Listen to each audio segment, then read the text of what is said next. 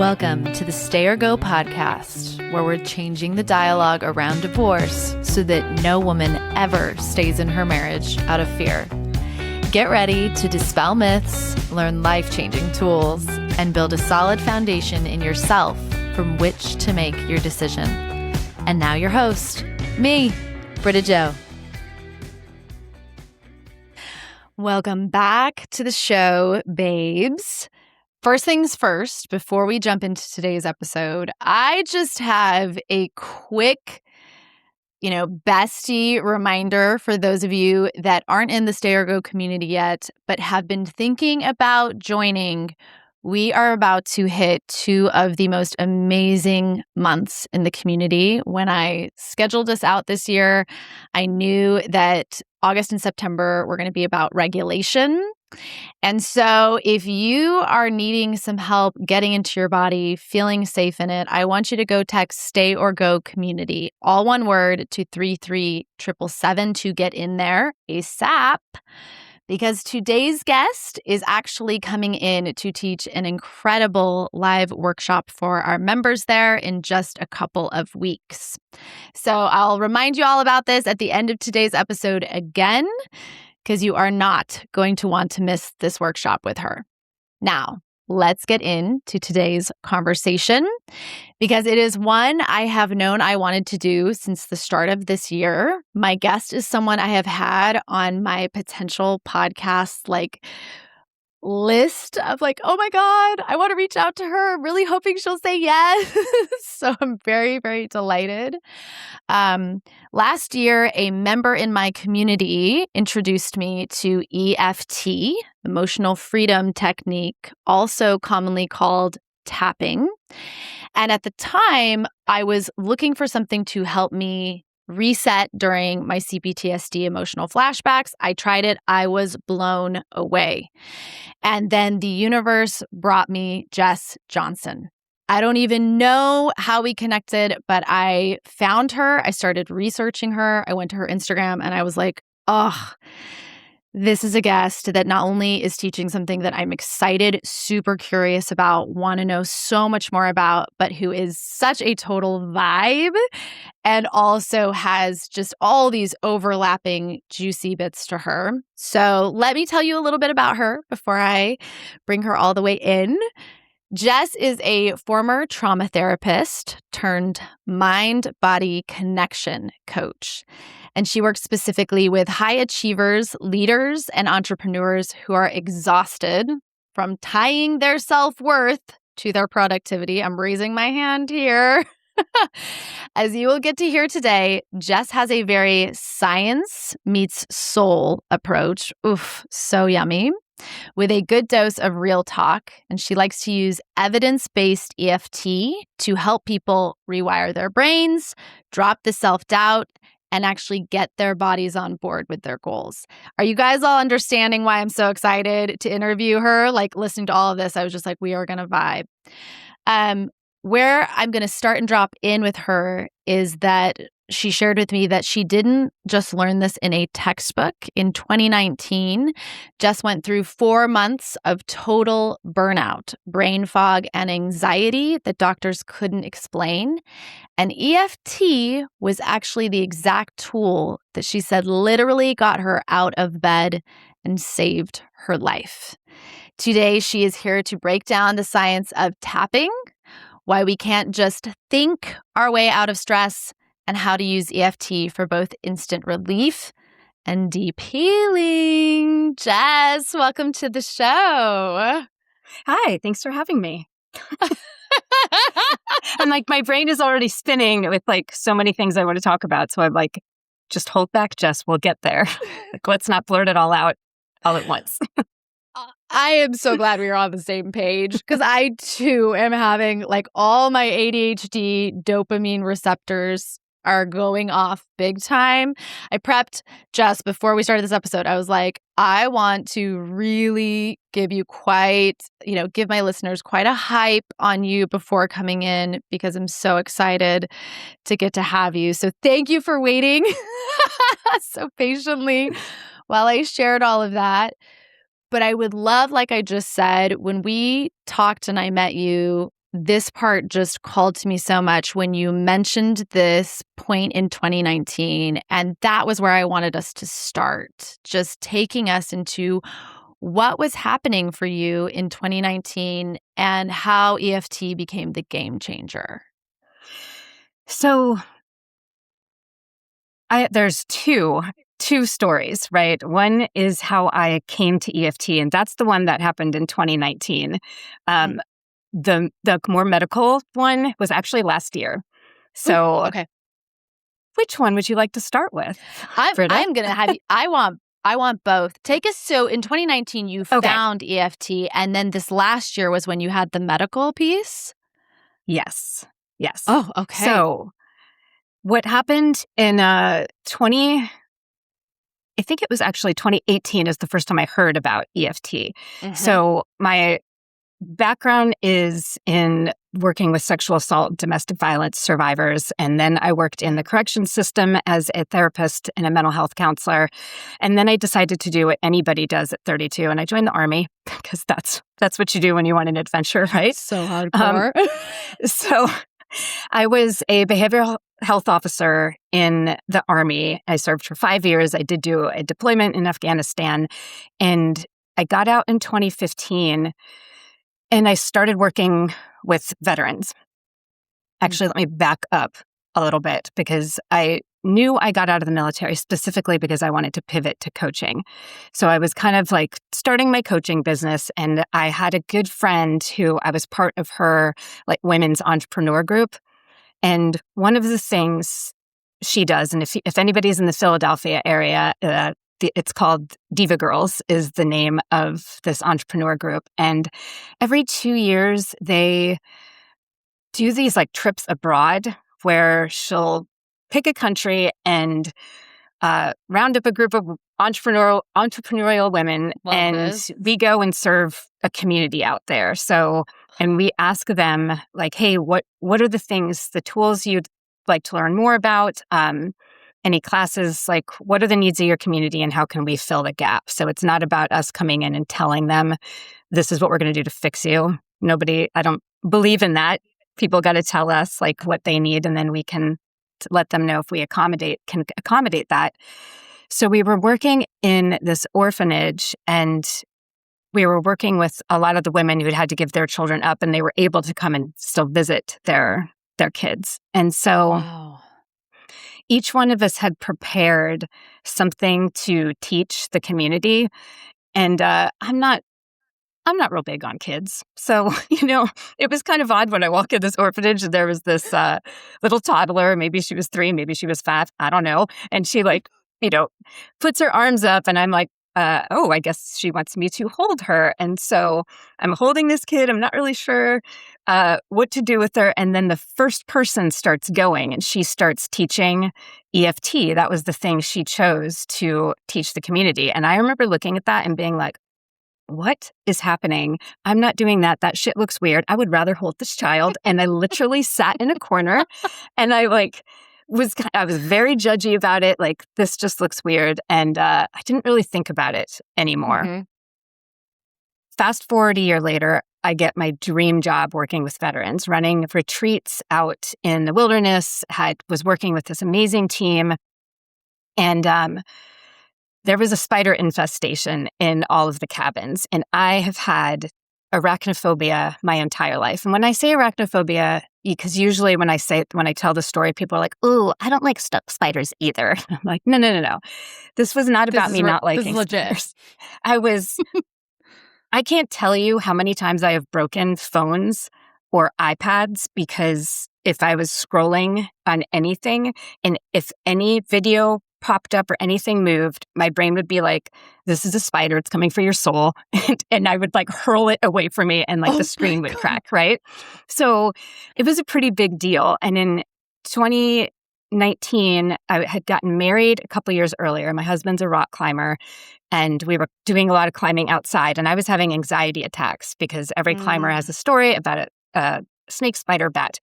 And so I was actually in therapy for arachnophobia and running these retreats. And this spider infestation happened. They were the wolf spiders, which are, very big. And Oh my gosh. I'm not somebody who embarrasses easily, but I had to tell the staff, look, I'm real sorry, but I need help in inspecting my room. I had to have somebody pull the bed away from the wall, look all over it to make sure there's no spiders in there, and then leave it in the middle of the room. And then paint a ring of poison around it so they wouldn't touch me, right? And I remember writing this crazy stream of conscious email to my therapist that I didn't send. I just, wrote it. I got almost no sleep. And the next day I was so hypervigilant, just focused on, and when we were inside, just looking around, making sure they weren't dropping on me, running at me. And later that day, I told the other facilitator, I want to be here so badly, but this is a real problem. I'm having a hard time concentrating. And she was just oh, have you heard of this tapping thing? And I was whatever, I will do anything. And literally in 2 rounds of that, everything calmed down. I was able to sleep that night. The spiders were still there. I didn't love that they were there, right? But the significance between being so focused on them that I couldn't concentrate. And I had also, I'm somebody, I dreamt about them. I would be driving, we were living in Maryland at the time. I'd be driving down the Beltway outside of DC, and my brain would be there's a huntsman spider on your leg. Huntsman spiders aren't even in the US. They, wow. Right? Yeah. So it was not just she's scared of spiders. It was constant reaction. So to do this thing and to be able to be that thing's there, I don't like it, but I can still go in this room. I would not have been able to even tell this story prior to 2019 because the way I'm sitting at my desk now, my legs are underneath a desk. And even though my office is clean, there are no bugs in here, I can't verify that with my eyes because my legs are under a desk, right? Yes.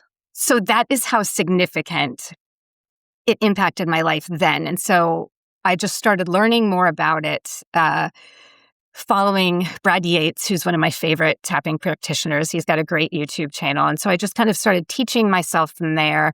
And then I started teaching it. It went from being one tool that I taught on the first morning of these week-long retreats to adding it in every single day as I learned more. And it was just so significant. And then, of course, I started getting targeted ads for something called clinical EFT and saw that there was a certification in that.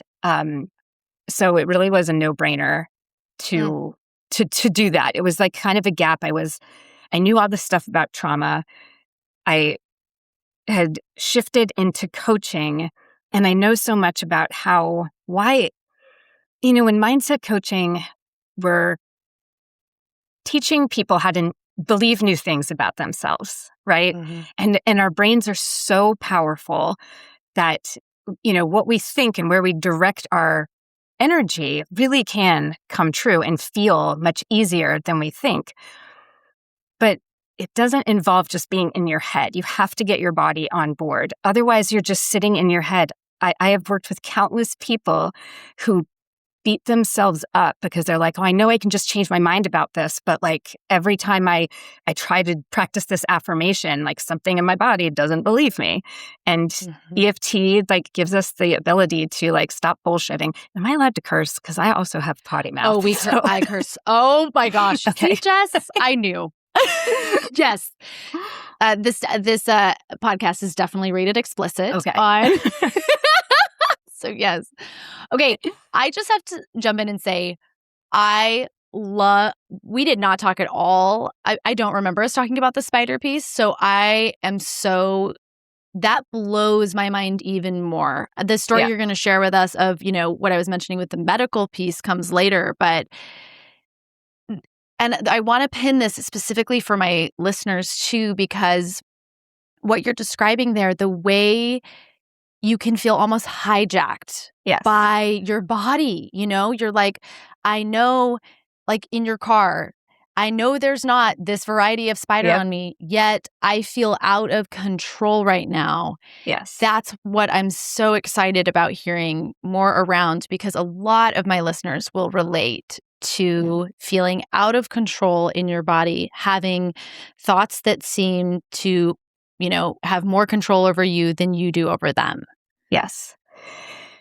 Whew, I can't wait to dive into that. Like, again, sometimes I have to like pull myself back and be like, okay, what do we want to talk about here? Then you can come to the workshop, right? And beyond.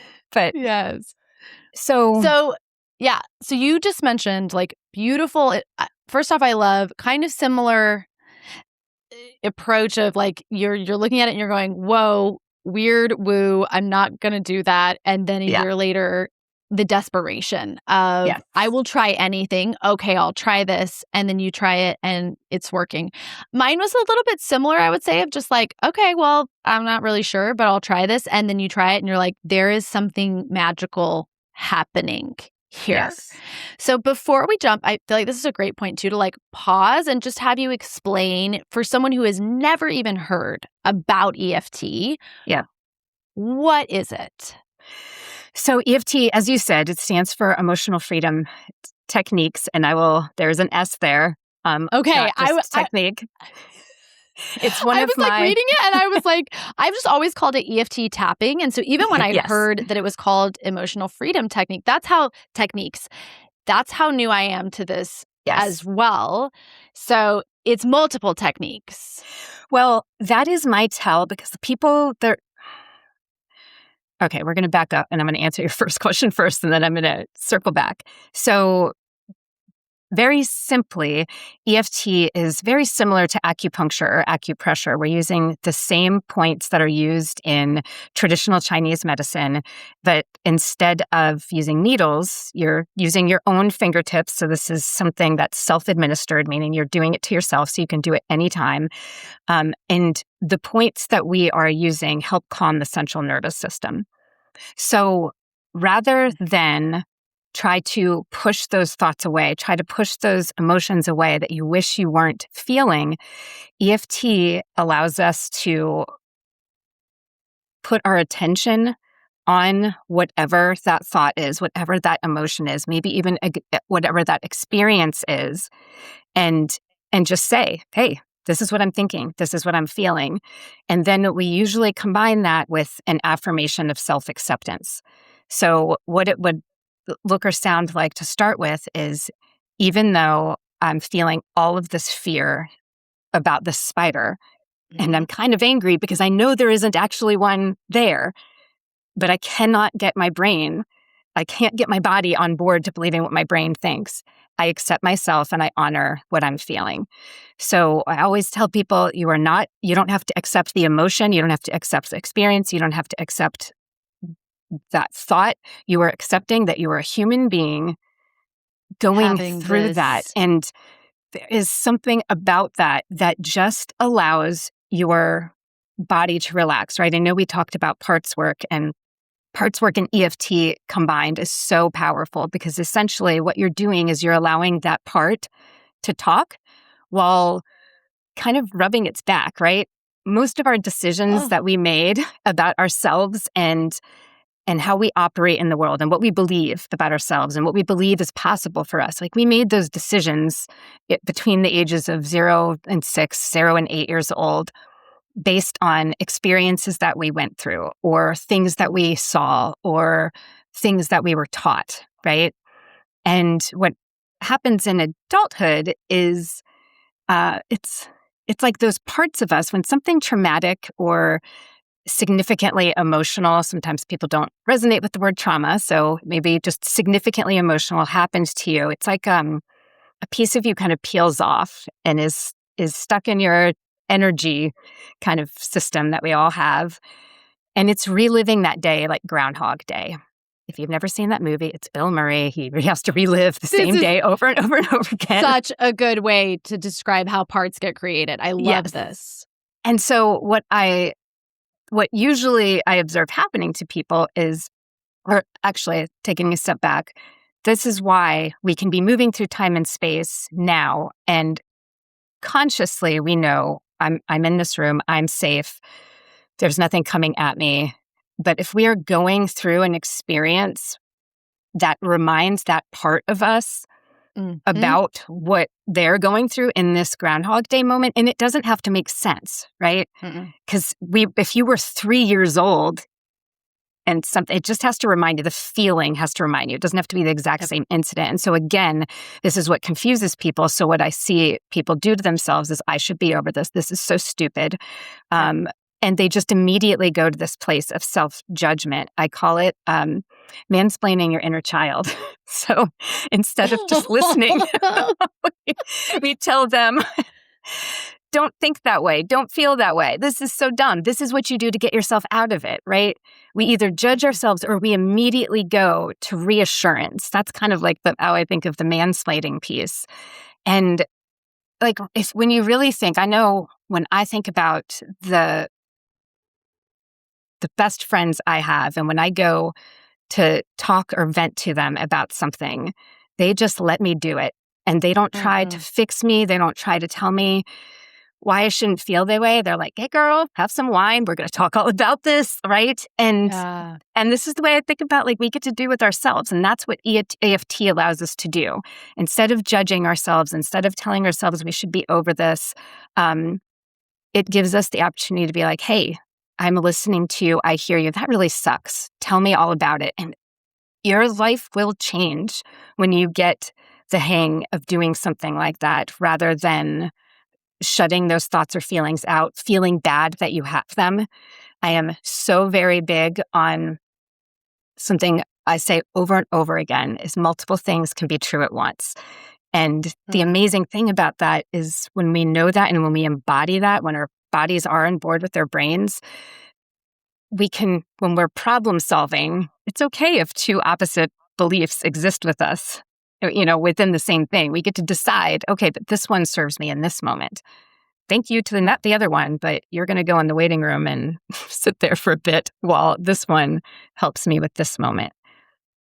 So it's like, the way you're describing almost sounds like the EFT allows your body to kind of access enough of a space to sit with yourself rather than immediately move in. I know with the parts work, we've talked about, like, the managers and the firefighters just kind of coming in and taking over. It's almost like it creates a space. I feel like when I felt that, it was like, oh, okay, we can just be here. We don't even have to change it. It doesn't have to go away. We're just gonna acknowledge it is. Yes. Okay. Yeah. You cannot problem solve something you won't acknowledge, right?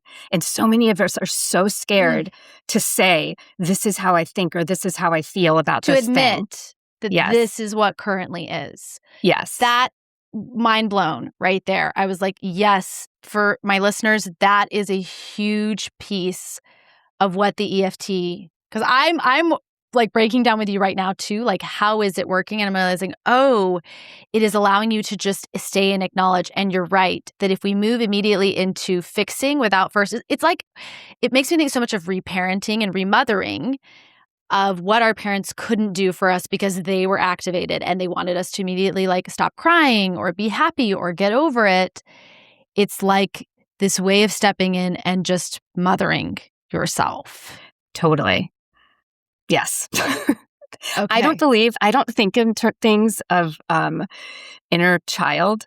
I think we have, like, inner children, and that's essentially all these parts. And when I think of parts, I mean, like, the part that's stuck in this memory, the part that might be stuck in that memory, right? And so there's EFT, emotional freedom technique, like, people will call it that. And I know when people call it that, they're not trained to the same level that I am. It's not a good thing or a bad thing. It is an experience and a skill thing and a knowledge thing. Emotional freedom techniques, it falls under, like, clinical EFT or evidence-based EFT, which is when you work with, like, somebody who's trained like I am. We work on those memories that you have where you made those decisions about who you are and what the world is capable of. Because essentially what we are doing when we talk about our subconscious or unconscious mind and being driven by that, we hold all this like emotional baggage from those experiences, right? And so when we're moving through time and space now, and we run into a situation that feels like something in the past, not only are we feeling the appropriate and proportionate fear, anger, sadness, whatever might be going on here, but we're also feeling everything from before. And that's why sometimes we might have explosions that we're like, I know this doesn't match. Bigger than, but I can't help it. And it's because, so when you can go after those memories and you can diffuse the kind of emotional energy around that, then you just have to deal with what's in front of you. And I always tell people, this is not about turning you into a robot. When I tell people, like, my specialty is helping you learn to understand your emotions, not manage them. I think managing is such a shitty word to talk about our emotions, because I agree. It implies we're not allowed to have them, that, somebody's the boss instead of this collaboration. Or a problem that needs to be, fit instead of a very fundamental piece of the human experience. Yes. This is what makes us human. I love you saying it's not here to make you not a robot. In fact, because this was something you emphasized on our call, you were like, and EFT is not a way to make your feelings go away. Yeah. It's not okay, I'm going to hijack this with this tool to make this thing now, it's not sitting with your part to be like, okay, so now that I sat with you, can you go away? Yeah, you're not allowed to feel that anymore, right? Yes. That's not what this is. Mm-hmm. Something you said that I want to understand more about, that I'm very curious about, is yes, I think I have come to this from the emotional freedom technique space, right? This is a great tool that I can use when I'm in a CPTSD emotional flashback to kind of reset my brain and body, and almost like turning a computer on and off, get me back into the operating system. That's one way to use it. But I would love for you, it sounds like the way you're talking about in your work and at the level of work you do it, this sounds like a way to go in and process, similar to maybe what you would use EMDR or brain spotting with. Yes. Am I correct in that? Absolutely. And there are studies. It's interesting. So the one of my mentors is Dr. I don't know why that came out of my mouth like that. Doctor, because I got excited. I loved it. I'm here. So as Dr. Peta Stapleton, and if you look up Dr. Peta Stapleton in her TED Talk, she's got an excellent TED Talk on the science behind EFT, because I don't love talking about science stuff. I love giving you an experience. But I've been a mentor within her accreditation program for the last couple of years. And why did I bring this story up? What did you just ask? So, I love you. Okay, this is perimenopause plus ADHD, people. So, which, oh my God, I'm headed into the perimenopause part, and I've been like, woo. Well, you and I will talk about that later, because I have been trying to get all my girlies to give me the details. So we were talking specifically about how this could be another tool similar to brain spotting or EMDR. So she is at the forefront of all of the clinical research into EFT. And so I asked her, because you and I specifically talked about EMDR, because I know that there have been peer-reviewed studies, which peer-reviewed means they have been combed over. It's not just there was one study done here, right?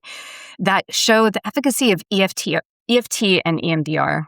I'll make sure I read it. She sent me the papers, because I told her. I love that you went and did this. Say these things to me.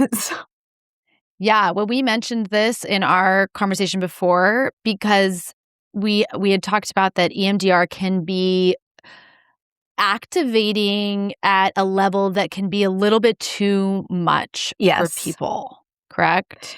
Yes, I have taught people EFT who had an EMDR session or sessions, and they're like, it's helping me, but I'm scared to go back in the session. I hate going these sessions. I dread them. Mm-hmm. So I have taught people who, just some quick tapping to help them kind of center themselves around that, honestly, or you could work with a clinical EFT practitioner, whichever you feel like, whichever calls to you most. I'm looking at the studies here, and I can send this to you, that is showing EMDR, we'll EFT.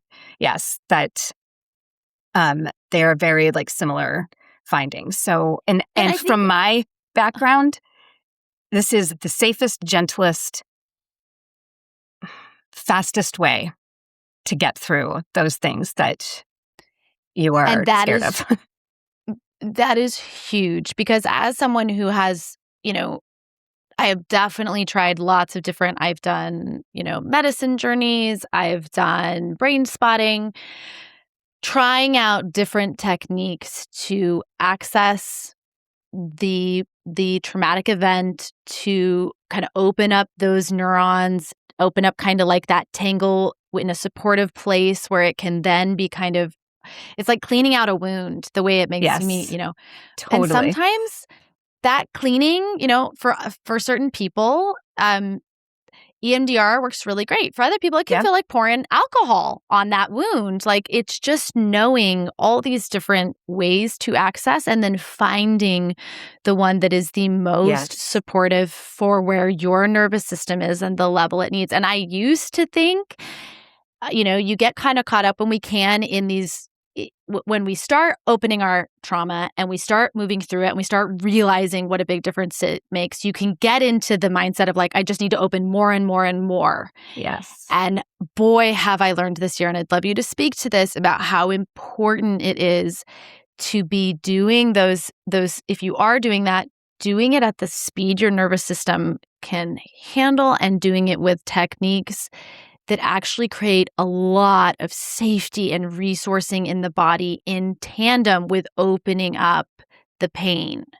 Yes, it's because it is both, right? And something I really, really want to stress: do not do EFT on your own to work on complex post-traumatic stress disorder memories. Do not.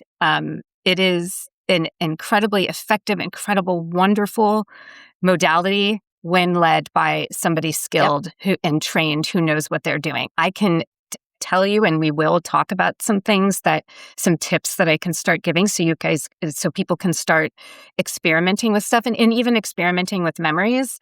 But do not pick your level 10 trauma to do that, because you need a secure attachment. We talk about that a lot on the podcast. I've recently emphasized, especially for those of us with disorganized or insecure attachment from our childhood, from those exact memories.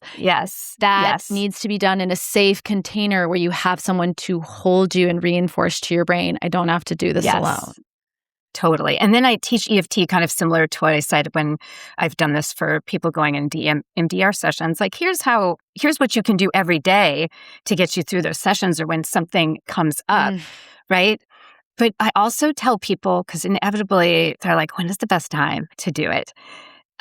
Just like any tool you would use, the more you use it before being dysregulated, the more you're going to remember to use it when you are.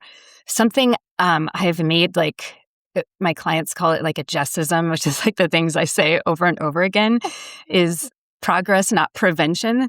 Because again, it's not about preventing memories or flashbacks at first, right? Like I do believe that you can get to a point where those things can greatly diminish or go away altogether. But as with anything, when you're on that journey, it's the self-acceptance piece that's so important. And when we have diagnoses, it can be really easy to pigeonhole ourselves into that and say, like, oh, this is just due to my CPTSD or ADHD, right? But the fact is, my experience of having ADHD is different than yours, right? Like, it is not some blanket thing. There is like the criteria that you have to meet, but because I'm a different individual than you, we have different ways that we experience that. And so sometimes we can kind of get into those things where, like, once we have an answer, oh, I do this because of this diagnosis, we kind of stop exploring how to think about ourselves differently. And instead, the story becomes, I am somebody with ADHD. I'm somebody with autism. I'm somebody with CPTSD. This is who I am, and it cannot be changed. Yep. And that, maybe not, you know? Yeah. And I love you. I think on this podcast, maybe because my journey has been so different from that, each diagnosis for me has been like a doorway into another world, like a new way to understand myself and see myself differently. So I think my listeners will have a pretty good idea of, it doesn't feel so much like I've got an answer now and I'm done, as much as it's like I'm stepping through another door into a totally different new language to describe myself, to understand myself. Now the world's kind of gotten even bigger. I wanted to come back to something that you were just saying that was so good. And I think it was that, you mentioned, and I loved you pointing that out, if you're going to do EFT, there's like different levels of EFT, right? And that's something that's also really cool for me, that this is a tool that you can use every single day for that preventative, like, I love thinking of that as like taking a vitamin, it's supporting your system all along, but can also be used for the deep work. When you went through your health crisis, you said, I think a year ago, tell us which kind of version or level you were using at that time. All of the above. all of the ways. In all of it. Every fucking thing I could use. So it was, so like 2 years ago, I started having just like a lot of like brain fog and I just felt off. I just did not feel like myself, right? And I had talked to my doctor and was like, here's how I'm feeling. It just doesn't feel like me. Is there a hormone test I could get, right? Because I had an IUD at the time, but I still tracked my period, because even with an IUD, even like my period actually started to come back because I had had it for almost 10 years, which is, usually when you get them switched out. And even when I wasn't getting a period, I still had PMS. I still knew like things were happening, right? And so I started suspecting, I'm in the age range, all of that, like, is this perimenopause? And I just kept getting dismissed, right? Like, this is, it's ADHD burnout. And I was like, I don't think that's it. Like, I mean, I know me, I know myself, like, and then, it could be depression. And it's just like, sir, I know this isn't in my chart, but like, this is what I do now. This is what I used to be like specialize in. It's not that, right? And just nothing. Like, I just kept like, it just felt so frustrating. Totally. And I was confused because body-wise, like usually when you think perimenopause, or at least when I was thinking of perimenopause 2 years ago, you're hearing about like, sweating, hot flashes and sweats. Yes, like acne, weight gain. I'm like in the best shape of my life. Like I have a lot of energy. Like I was just like, no, I have those things. Sometimes dysregulation at night with my temperature, which is how I just justify buying really expensive bamboo sheets. But sleep is really important. So, So it was like, I didn't know what. And like when you're going through these symptoms like this, you don't know what to ask. You just know something is wrong. Off. And so my husband had a vasectomy. I was at the time of getting my IUD out. So, or when it was time was up. And so I was stuck. Like the strings were cut very short and it kind of got pushed back in my uterus. So I had to go to like multiple appointments to try to get this thing out. And that time, this was starting in like October of between August last year, I just started like my emotions were out of control, and the rage that I was feeling like all of the time. And I'm in touch with my body enough to know like, when I'm irritated or angry, particularly at my husband, and I start feeling the sensation come down my arms. It is no longer about a stupid surf bag being on the table and getting sand on it and him not picking up. It is about like the weight of everything I feel as a woman carrying me and you and everybody. Right? Like, this is the patriarchy. This is like thousands of years of oppression of women. Yes.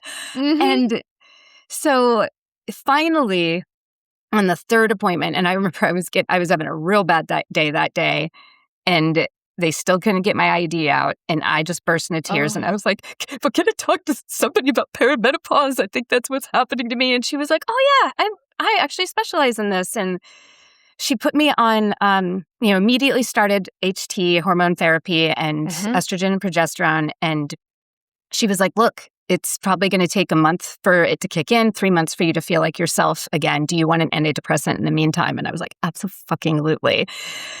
Yeah.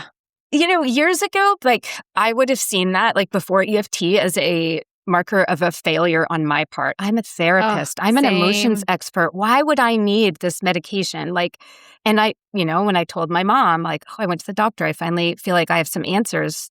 She was like, well, why did you feel like you have to be on a antidepressant? Like, why aren't you doing EFT is what she said. And I was like, Mom, I've been doing EFT every day. It's helped me get out of bed and continue functioning as a human and continue advocating for myself. Yes. Right? Like, because I know so many people. You were able to keep going. Totally. I mean, it's heartbreaking that we have to fight so hard to get this, but that was what allowed you to keep going.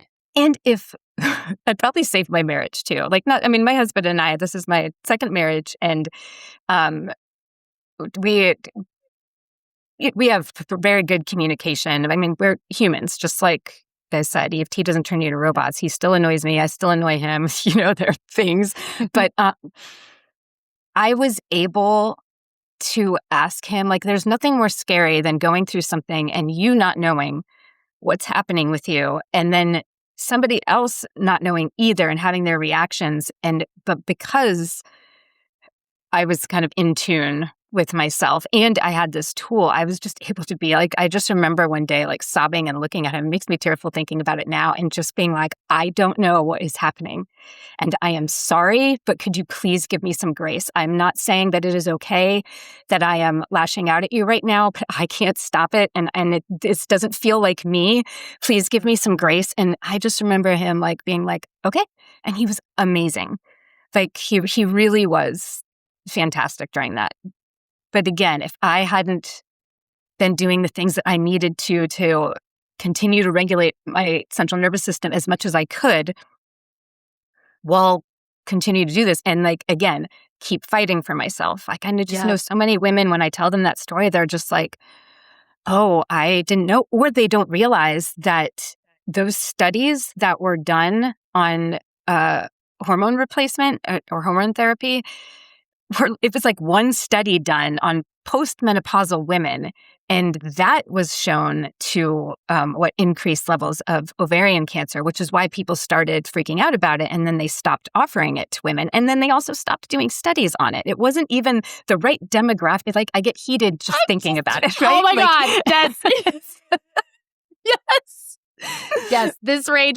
I just had this rage come up like a week ago because same. Just the feeling of knowing like something is off in my body and knowing what is ahead potentially for fighting to get the support that I'm going to need. Yeah. We're going to have to talk about this later, but as you talked about your IED, I am currently reaching the 10-year mark on mine, and my strings are super short. So I was like, oh my God, we have so much in common. Well, I'll teach you how to use it going into the appointment. So yes, I'm so excited to understand the different levels, right? Yes, there's a level of using EFT in the middle of an emotional flashback to be able to like, okay, just acknowledge and admit this is what I'm feeling, and I still love I would actually do something different with EFT. If you're in the middle of a flashback, I would not tackle No, I would not tackle that. I would do something entirely different. Tell me, because Okay, so you had asked me to, like, if there were ways I could teach this on. And yes, so, on this episode, we know we're going to take you deeper in the workshop in the community. But I did ask Jess, I was like, I would love for us to have something for you all listening to take away, because EFT is vast, as I'm learning. yes. Like, there is a vast, and we will link the people you had mentioned. I know you mentioned a guy that had a Yes. YouTube. We will link all I have of a that YouTube in the channel show as well. notes. I'll give you information for me, for them, where to go to PETA's TED Talk, all of those things. Okay.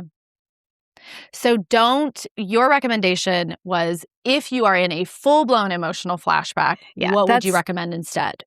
That's not the time to tackle the memory. So let me back up a little bit and just start with your basic EFT. Beautiful. So your basic EFT is you're going to start here on the side of your hand, underneath, like kind of in that area between, what's this called? Your wrist? Chunky part? Yes, underneath your pinky, right? Mm-hmm. And you're going to tap there using maybe 2 to 3 fingers. It does not matter which hand. The energy meridians run down both sides of your body. So you can switch hands. You can use 2 hands, 1 hand, switch in the middle, whatever. So you're always going to start here. And this is where you're going to do the setup statement. So it's that, even though I'm feeling X, or I'm thinking about this, or I'm feeling this way, whatever that is for you, I accept myself and I honor what I'm feeling. You're going to do that 3 times. And you're going to think about, like, as you say it, where do I feel this in my body? How do I know I'm experiencing this? And if you're not somebody, sometimes people aren't kinesthetic feelers. They don't feel things, but they just have a sense of knowing, or it might be a pain that they're having, right? A crink in their neck or something like that. So just as you put your attention on whatever is making you uncomfortable, you're just going to name it. So even though I'm feeling all of this cramping in my stomach when I think about XYZ, and it could be a future thing or a past thing. Again, please, not your level 10 trauma. Mm-hmm. I accept myself and I honor what I'm feeling. If it doesn't feel true, even, I'll give you the reminder that you're not accepting that happened. You're not accepting the emotion. You're not accepting the thought. You're just accepting that you were a human being having that. If that still feels weird to you, you can just say, I acknowledge that it's there, or I'm open to accepting myself, right? Just, I am such a big believer, like, transparency is such a value of mine. And this is about being honest with yourself, not trying to force you to feel something different. It's not a mantra of like, yes, I want to feel this. It's just pure, this is what is right now. So you'll tap on 2 to 3 fingers. I always say, like, harder than butterfly kisses, but you don't need to bruise yourself. And you're going to say that setup statement, that even though, and I accept myself, 3 times. Yes, it's going to sound redundant, but yeah, it's an important part of the process, because it's really kind of letting our brains know, like, hey, I'm listening, right? I really am listening, and we're going to talk about this. And then you're going to move to the top of your head. That's the next point. And you're just going to put your attention on just that reminder statement. I feel this in my stomach. I feel this sensation in my stomach as you move down to the eyebrow points. The eyebrow points are the beginnings of your eyebrow hairs. And for those of you listening, like, just on the video, both Jess and I are doing this. So it's an incredible resource. You'll be able to see it on the podcast for being able to watch us and do it with us. Yep. Then you're going to move down to the side of the eye point, which is on the side of your eye. It's not on your temple. It's on, like, the ocular cavity, which is just a pretentious way of saying bone. Oh, it is different when you put it there. Yeah. Yeah. So it's not, because there's not a point back here. So, and then you're going to move underneath your eye, again on the ocular cavity. It's not pretentious. It's just makes me sound smarter. It's basically eye bone is what it means. And then you're going to come down underneath your nose, underneath your bottom lip, kind of on the chin there. And then this point is called the collarbone point, but it's actually just underneath. So if you take your finger and you trace it over and to the end of your collarbone and down about an inch and over about an inch or two. You feel that soft, like fleshy area kind of underneath your bone. So it's right in there. This is my favorite point. I use this all of the time. Like I said, I also have ADHD. So when I'm in meetings or masterminds, like people are so used to hearing me tap, I frequently am just tapping on those points because it helps me kind of filter things out. And then the last point traditionally used in basic EFT is here on your side. So I kind of put your thumb in your armpit and bring your pinky down. No shade if you're not wearing one, but is where your bra kind of lays, like the side of your bra lays. And so those are the traditional points. So one round of EFT is tapping, saying the setup statement 3 times, and then just going through with that reminder statement. This is what I'm thinking. Which is just saying, this is what I'm... You're just saying it out loud. At the beginning there, you'd want to get like a measurement of the intensity. Like, okay, when I'm feeling this sensation in my stomach, it's like a level 8 out of 1 out of 10, right? So just that it just kind of shows you, okay, here's where it is now, right? It's amazing how many times people get things to about a 4 and they're like, okay, I'm good. This is good enough. Math and maps are not my strong suit. I always tell people I do thoughts and feelings. I don't do math or maps. But even I know that math ain't amazing, right? Like, that's still 40%. So if you can, try to get things down. If not to a 0, at least to a 1 or 2. Usually when you get something down to a 2, as you go and move off around your day, like, you might just totally forget about it. Or like later on, you'll be like, oh man, it's a 0 now, right? So just know that. Don't settle for 40%. Like, keep trying to get that down with whatever time you have in those moments. So that is your basic EFT. What I often see on Instagram is people using tapping and they're just using positive affirmations. I am enough. I am enough. I am enough. Like, look, I think that is the way we should all be talking to ourselves all of the time. It's not like it's not doing anything, but enough for what? Like, be specific. And like, also, why there was one time somebody said, I've been looking in the mirror, and she wasn't doing it with EFT, but she was just said, I've been looking in the mirror telling myself I'm enough every single day for 2 years, and I still don't feel like I'm enough. And it's because she hasn't acknowledged those parts of her that are like, but I don't think we are. But we're not enough. Yes. Totally. So it's the standing and just like a parent telling a child over and over and over without acknowledging your feelings. Yes. That does not actually make you feel seen or enough. Totally. Like, and people, that is toxic positivity, right? When we are not letting ourselves feel, and we're immediately doing a reframe or immediately trying to look for a silver lining. Like, let it be true, right? Those things can be true, but not until after you've said, this fucking sucks, and I wish it weren't happening. If you don't feel the truth of like 2 things being true in your body, it is because you are not giving yourself permission to give a voice to that part of you that is like, nah, I'm not on board with your sunshine and rainbows, right? I'm over here in doom and gloom, and I resent you for not letting me have my feelings. Like, I think this is something my husband and I will say to each other, especially when one of us like starts like, oh no, don't feel this way. It's like, let me have my feelings. Let me have my feelings first. That has to happen first, right? It takes so little. My partner does this so well, the allowing of feelings without any fixing. And I'm like, it's so hard for me to do because it requires so little energy. It requires being able to just stay and be with what is. Yes. But man, is it powerful. You feel so just, it's like nothing has to change. Our world is so fast. We are always being moved forward. There is always something to do, always something else to be. So this moment where it's just like, I get to be, this gets to be what is without needing to be changed, so potently powerful. So I just have to say real quick, because I definitely want to hear this exact of the acknowledging, this is what I was doing in my emotional flashbacks.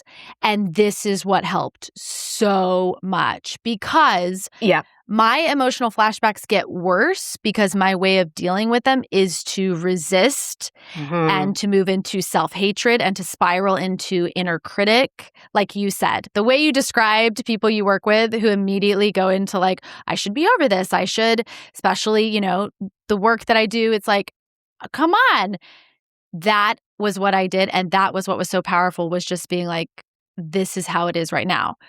So with that in mind, though, I'm very curious at the level you do, you know, the clinical EFT, what are you specifically calling up specific memories that you then go into together? Is that more of it? Yes. And we're following the energy there. Like usually, you know, clients will come to me and they'll be like, I had this experience and I know that this behavior stems from that, right? Okay, maybe. But, and I'm always listen to that, right? Like I'm a big believer in, I am the subject matter expert in EFT. You are the subject matter expert in you. I'm never going to dismiss that. But I do give encouragement of, let's see where the energy takes us, because sometimes there'll be something else. Like typically that event that occurred that we are seeing all the time, usually something happened even before that, right? Mm-hmm. And I'm also talking not necessarily about your like level 10 trauma, right? Like all of us have trauma in our lives. I tend not to use the word trauma because a lot of my clients hear that and they minimize their experiences because they don't see it as trauma, right? So they're like, I talk about it like this reverse comparison syndrome, where usually when we think of comparing ourselves to others, it's people saying this person is better, prettier, smarter, whatever than me. But there's this other kind I observe where it's like, well, I don't have it as bad as that person, therefore I'm not allowed to feel the way I'm feeling. And so they don't let themselves access that, right? Your feelings, whatever they are valid. And your experience of whatever you had doesn't take away from somebody else's. So just know that if you are somebody that kind of resonates with that. This is actually the second way I was going to say you could incorporate EFT into your life. Because like I said, the best time to use it is before you're feeling something. So usually, you know, we can all think of events that have happened to us, being embarrassed in school or bullied or things like that. Again, I'm not talking about the level 10 traumas. So one way that we kind of all start, like those of us who have like really gotten into this, particularly with clinical EFT, is called the personal peace procedure.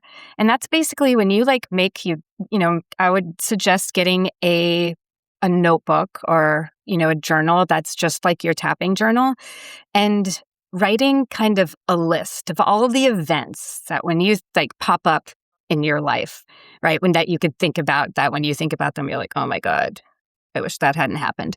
Again, not your level 10, but like, those little things we're that make talking you like cringe. the six. Yeah, we're talking like the 6s and the 7s. I know. Yes. I can think of some where like they will like intrusively show up and you're like, what the fuck, man? Yes. Like just, I don't want to think about that right now. Yeah, exactly. So you just make a list of like all of those and then just start making your way through it using that formula that I just told you, right? And the thing is when you're tapping on past memories, you're not tapping on like, even though I was standing up in front of the classroom in 3rd grade and everybody laughed at me because I couldn't spell tiger, and I was so embarrassed at the time, you're tapping on how do you feel right now when you're thinking back about that memory? Because it might be something different. Right now, you might be looking back on that and you're like, God, I'm so sad for that version of me who, just didn't say, you know what, fuck off, you stand up here and do it yourself, right? Like, or, who instead was like, oh, I'm so stupid. Like, because that's usually what that 6-year-old, what that 5-year-old, I guess 5-year-olds probably are expected not to spell tiger. I don't know. But like, you know what I mean? Whatever age. Right. She already established kids are not her thing. Don't be giving me. Which, by the way, Jess, I was so here for. We didn't even get to go into that, but like, same. So whatever age you're supposed to spell tiger at. Yeah, totally. But so you might be feeling differently about that right now. So I would just, the way I teach personal peace procedure, because it's a little different. Sometimes people say like, write down a list of 100 things that happened to you. And I just think that feels meh. I say like every day, like sit down, give yourself 20 minutes, give yourself 3 minutes to be like, I'm going to write down all these events that are coming to me today. And then just spend the next 20 minutes tackling each one of those. Even though when I think of this now and it makes me feel this, I accept myself and I honor what I'm feeling. You will feel that shift. And once you feel that shift come down, then you can welcome in the positive tapping. Because what I think is so amazing about EFT is it helps us turn down the volume on all of those things that we have been told by other people. And what's under that is like our true self. That part of us, my mentor, Naomi Jansen, puts it, is like that part of us that are, we came out of the womb like with this clean sheet of paper before anybody drew on it with black crayon, right? And I just think that's such a powerful visual to me. And like you will get goosebumps even talking about this. You will start hearing those voices and it is going to feel so powerful in your body, even if it's just at a volume 1. And that's what you're going to start cranking up on. And then you're going to take those and write those down because those are your truth. And then you can start tapping, like the way you turn up the volume and the way you can start using positive tapping is then just starting every day just with those statements. Don't worry about the setup statement. Just tap that in. That is how you kind of do that. So don't just tap in positive statements that don't mean anything to you, that you don't feel. Listen for the ones you do know. And if in every single one of us, if you're listening to this, then there are definitely positive thoughts you have about yourself. Because if you didn't, you wouldn't be bothering with listening to this podcast. Right? Yeah. And so think about what those are and just let yourself play with those every day. I'm choosing to remember, or you can do a setup statement with that, even though something already feels off today, because, right, sometimes we wake up in the morning and we're already feeling that. I'm choosing to remember and then fill in that blank with whatever that truth is that you know, right? And just see what happens. Just experiment with that. So it's always combining that these two things are true, right? Yeah. And that, I just, things will start shifting for you and you will start teaching yourself that it is okay to feel what I feel. And it will be easier to greet life with grace and curiosity instead of like shame and blame. And like that is when you achieve like what I think of as emotional freedom, which is the freedom to feel anything without making it mean something about you. Yes, that landed for me why it's called emotional freedom techniques. I think previously I was just saying those words, not really understanding, but there it is. Yeah. Yeah, being able to experience feelings without being hijacked and the stories and oh man, are we so disconnected in our world from being able to just feel. The images I use for my clients is like a pipe, and that when we can let the emotions be able to go through like water, our life begins to flow. And it sounds like EFT does a lot of like helping the pipe kind of open again. It's like Drano, right? Emotional Drano. Yes. This is what I've been now everybody listening knows why I've been so excited to get Jess on. Yeah. Because so much of what I talk about, yes, a lot of the thoughts and feelings, but I'm still in the process of figuring out and finding somatic tools that work with my clients that expound upon the ones that I've used. And this one is so great because it comes in so many different levels of, the level that you can do on your own, the level that's maybe looking for a 5 to 6, range when you're particularly looking to go back and be doing your own personal work, and then a level that you can do with a practitioner. Yes. That's magical. To answer your question earlier too, like why it's called emotional freedom techniques when we're talking about clinical EFT is because there are 48 different applications of using EFT based on how much distance my client needs. Because it's not about throwing them right into the memory, right? There's lots of little ways to use EFT just to to introduce their nervous system to it. So that way, because we think this work is going to be so hard, right? That is usually somebody's thought constantly. I have so much to go through. This is going to take so long and it's going to suck as I do it. And EFT turns that on its head. Yeah, based on what you're saying I can get to know my client. And yes, we know there's trauma that they're wanting to open up, unpack, because the trauma is like breaking open those calcified parts and kind of like really using the Drano there. But you have a scale of 48 different levels that you can kind of move them through, that if we start here and, it's too much, we can just kind of move this scale down. Totally. Is that what it means? Wow. Yes. And I'm also trained in something, I don't want to go because this is going to get too much into the weeds, but I'm also trained in something called matrix reimprinting with EFT, which seriously is like time travel. And for anybody who's my age and remembers the movie Bill and Ted's Excellent Adventure, part of my instead of business cards, I have stickers. And so my first iteration of my stickers is a play on Bill and Ted's Excellent Adventure when they're in the time booth and all the characters are inside, because I'd be no DeLorean necessary, but we are going to go back and do some time travel is what it feels like. Well, I can feel that that's going to have to be an episode I bring you back for, because that is the kind of stuff, when you keep talking about time and space, I'm oh, we haven't even she said like quantum theory, and the way that we just, so that's so exciting to hear that there's even a level above and beyond this. Yeah.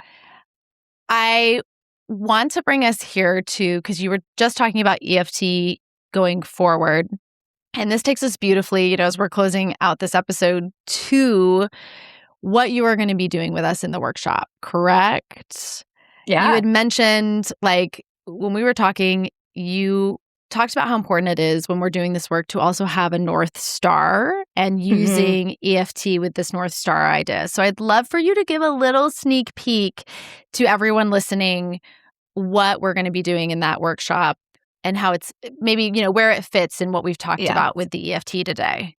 Well, lots of times we get focused on I have to go back and fix all this stuff in the past before I can move in the future. And it's both and things, right? We can get really distracted by healing. I do not use the term healing in any of my marketing. Healing implies somebody's broken. I don't believe that anybody is broken. I don't believe there's anything to fix.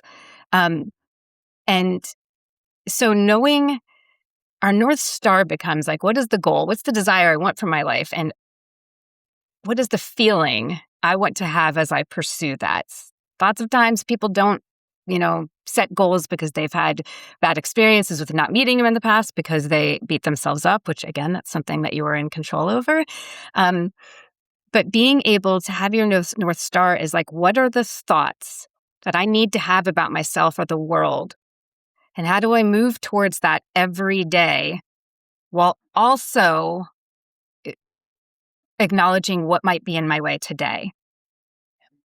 So that is what we're going to do. How to get clear. How do I know this is mine? How do I know this is somebody else's? How do I implement this every day? And how do I use EFT to help me? Because I don't use, you don't have to also work with a practitioner just if you have big traumatic things, right? I started off as a mindset coaching. That's still mostly what I do, but I use EFT to get your body on board with your mind, what your mind is thinking, because that is always connected to past issues most of the time. and being able to like understand what that means in our body. So that is what we're going to focus on for the workshop. What are the statements I want to begin building in? And so, some questions. Sorry, I'm very big on like both, like 3 powerful questions, 3 powerful statements to help move you forward that are personalized to you, because you're the only one that can answer that. But I'm going to help you get concrete on those things. And then how do you use EFT every day to move forward towards them? Which I'm so excited about, because this work, like you said, is not only, yes, about acknowledging the past, but is it about the future? Yes. And that things can change, and the excitement. And I loved when you called it the North Star. I was like, yes, this thing that we set our vision by, that makes, the feelings work and all those pieces worth the journey, because it's who you become. And I'm very just delighted to get to have you come in and do that, especially because future work it's a tricky one, and finding a technique that you can do every day. I'm just so excited for them to have something that's actually, and something that's physical. That's the other thing I love. You can do a lot of thought work, but it's amazing to have something that you're actually touching your body as you're doing it. So, Jess, for those of you listening, I just have to say again, if you want to get in for that workshop with her for the North Star workshop, text Stay or Go Community, all one word, 233-777. I think by the time this posts, we're recording this ahead of time, but by the time this posts, it will only be a couple weeks till we end up having you in. But I am very delighted to have you there. And I would love, before we say goodbye, for you to share with us how women listening can work with you, because I know there are a lot. I get a lot of women reaching out to me that are like, are there therapists you can recommend for where I'm at? And the fact that you are a trauma therapist, that added in this amazing coaching piece, I love. And now you focus on coaching in the modality of EFT. What offerings do you have? How can women get to do this work with you? Yep, they can go to my website, jessjohnsoncoaching.com. You can find out how to work with me there. My sessions start at 3 sessions and then go up. You can find me on Instagram at jess.johnsoncoaching. EFT helped me get off Instagram back in February and not be married to it. But there is a lot of stuff there, right? And, who knows, maybe I'll be back, but might not. I don't feel like it. But there is a lot of great stuff in there. I'll also send you the links to my YouTube channel, as well as to a workbook that I've developed that kind of goes through those steps, the how to do the setup statement. And I haven't been too present on there just yet, but I'm really moving towards Substack. I've always loved writing. I love doing written tapping scripts, as well as my YouTube channel and like some fill in the blank stuff. So more on that during the workshop, probably, actually. Yeah, and I will be so excited to put you, to link you over on my Substack as well. Would love, because that EFT, I think, does lend itself so beautifully to written scripts. Yes, yeah. It's one of my favorites. Final piece before I let you go, and I just had to share this, y'all.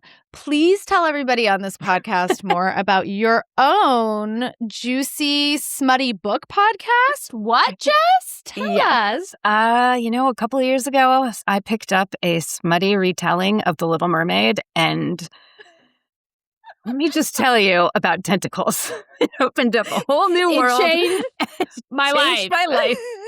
And I'm here to share all about how tentacles kind of opened up your life. But it's myself and 2 of my good friends. And we finished our first season. Our second season is going to launch in a couple months. And we've designed it. You don't have to have read the books, but it is like we go through a book each episode and, just talk about it, tell like our stories, what came up for us. And then we have like categories like best one-handed scene and best reviews, all of that. It is just us. 2 of us are perimenopausal and 1 is approaching there. So it's just like 3 girlfriends laughing our asses off and using smut to keep out perimenopause and other horrors of the world. And it's called Between the Folds, Literature's Loop. Oh my gosh. We will definitely link this. I feel like this moment right here, I feel like people listen to the whole episode and this is going to be the thing that they're going to like, they'll be like, EFT, great. But oh my God. Tell me about the tentacles. The smutty podcast that just does life changing. Yeah. So you're all very welcome. That was so when I got that news right before we got on this episode and I was like, may I share? And she was like, abso-fucking-lutely. So thank you, Jess. Thank you so much. I have fangirled you for a while and it was well and 100% deserved. You are such an incredible human in the just little bit that I've gotten to know you. I'm delighted and privileged to get to have you come in and work with my women in the community. And just a million thanks. Awesome. Thank you so much. I can't wait. I can't wait to meet them. Yeah, they're going to love you and you are going to love them. Yeah, it's going to be fun. Yeah, it'll be really great. All right, everybody. Thanks for listening. I'll see y'all next week.